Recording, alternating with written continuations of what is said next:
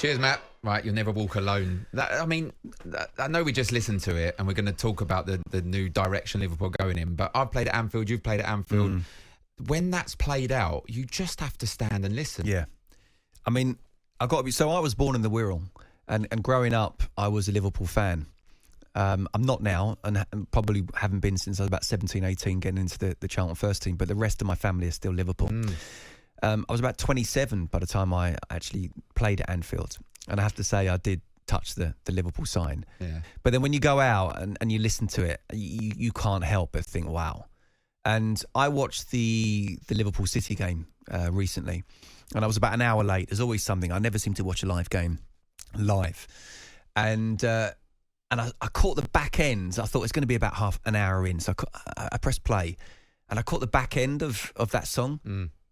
And it was so kind of like you could feel the emotions coming through the TV that I had to rewind it and just listen to it. And honestly, I hope Liverpool do well, but I'm not bothered. I'm all about my former clubs. That's all I care about, really. But that anthem then, and I don't think Liverpool could have produced that performance where they absolutely dominated City in the second half anywhere else. I think anyone could have dominated City in the way they did, other than Liverpool at Anfield. Yeah, I agree. And I'm the same as you. I don't support Liverpool, don't particularly like Liverpool, but that there... Blue Day, 1997, the FA Cup final song for Chelsea, written by Suggs. We're going to get into that. Well, we can't. We ain't really got time to get into I just that. Chuck that out there. Yeah, brilliant. You'll never walk alone. Love it. And look, recently Liverpool announced the appointment of Richard Hughes as their new sporting director on Wednesday, with the Bournemouth technical director starting in the role at the end of this season. Hughes arrives at Liverpool with a proven track record of signing young players. He brought the likes of Nathan Ake, Dominic Solanke, Callum Wilson and Aaron Ramsdale to Bournemouth. He also speaks 3 languages and has good contacts in both Italy and France. I'm very impressed with people that speak more languages, and just want to say, in the break, Scott Minto was doing a voice note to his wife in fluent Spanish. It was very impressive.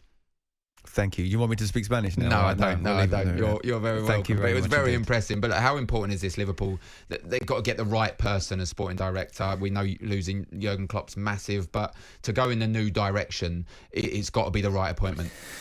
No, absolutely. And obviously Michael Edwards has come back to the club, as sort of like an overlord. And I think it was exactly the right decision to do from the owners. Yeah. Because I think to follow Jurgen Klopp is pretty much like following Fergie for United. He's been so charismatic. You can argue, and my argument is for Klopp, about how brilliant he's been. And people might turn around and say, well, he's only won this. He hasn't won that many trophies and should have won more in his 9-year period. I think what he's done with the money that he's had, the style of play, and just, as I say, the charisma he's brought, I think he's up there with the very best managers that Liverpool have ever had. And I think he is a Premier League legend, even though he's only won one Premier League title. We heard Danny Mills talking about this the other day, and he criticised. He went 2-footing into Jurgen Klopp. What did you make of that? That sounded like Danny to do that. He's blaming Jurgen Klopp. He's absolutely. Ronaldinho 1 minute, and then Jurgen Klopp. Now, listen, again, I respect Danny's thoughts, and we actually had a text conversation afterwards for about 20 minutes. Brilliant. And it was really good, actually. I really enjoyed it. Not one to shy away from an argument, is Danny, is he? No. And I love a discussion too. Brilliant. So it was good. But look, the bottom line is Liverpool, my point of all this is it's such a black hole for them to cover, because getting the right person, it might even be who wants to follow Jurgen Klopp in the way that who would want to follow Fergie. But to get that right appointment, I think is absolutely crucial. Now, as I say, Michael Edwards is there. Richard Hughes is going to be coming in. The job that he's done at Bournemouth, I think, has been very, very good indeed. But it's very important that, 1, they get the right manager, and then 2, they get the likes of what's going to happen with Mo Salah, what's going to happen with Virgil van Dijk, and what's going to happen with Trent. Yeah. I think those 3 players, if the £150 million is right with 1 year left in his contract, however good he's been, Mo Salah, I think it just makes financial sense, even from just a PSR point of view, to make sure okay and reinvest that money.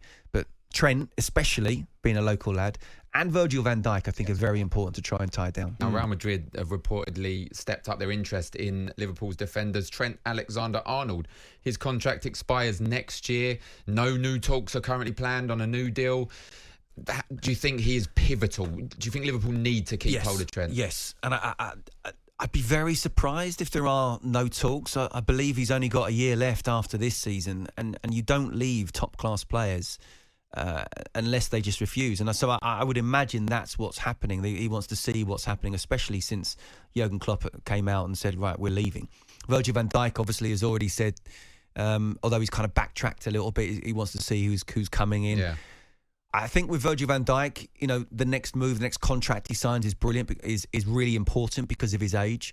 I think in terms of Trent, he's almost just he's synonymous with Liverpool, key. isn't he? He's almost the symbol at the moment of what Liverpool is, coming through the ranks, and they've got so many great academy players. Not all of them have come from the Liverpool academy at a very young age, but they've bought very, very well. So that the future there, it looks great. It does look fantastic. But in terms of the ready-made players, if Salah does go, I kind of understand that, but it's still got to be a ridiculous amount of money for a guy that age. Virgil van Dijk, I think, has to be re-signed. And Trent, do you know what? From an England point of view, I think it'd be really interesting to see him go out to a team like Real Madrid, just like Jude Bellingham has. Yeah, it would. But from Liverpool's point of view, it'd be a massive loss. Yeah, I agree. Got to keep him. Let's stay with Liverpool, though. Let's get the full time in that Liverpool versus Ajax Legends match at Anfield with talkSPORT's Matt Jones. Yeah, not quite the drama of Chesterfield here, but still some wonderful scenes. Liverpool just doing a lap of honour, as have the Ajax players after it finished. Liverpool Legends 4, Ajax Legends 2 in this charity match, raising money for the LFC Foundation, the 8th annual charity match. They've raised $6.5 million there or thereabouts in the previous 7 editions, so hopefully much more money raised for charity today. And the players put on a show. It was Ajax in the first half, Barita getting the first from Dezui's pass, and then Kiki Masampa scoring in front of the Kop as well after chasing down Barita's pass. But Liverpool hit back after the break brilliantly. The first goal coming from Gregory Vignal as he slid home from near the penalty spot, and they equalised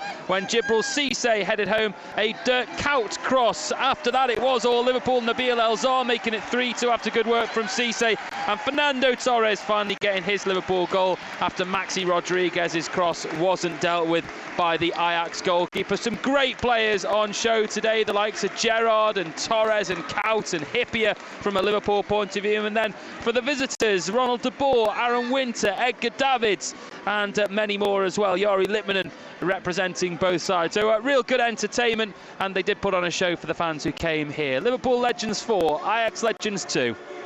Love it, Matt. Not a bad afternoon's work for Matt Jones there at Anfield in that Legends match. Right, coming up next, we'll be joined by the former England striker and good friend of mine, Darren Bent. On AM, on DAB, via the talkSPORT app and on your smart speaker. talkSPORT.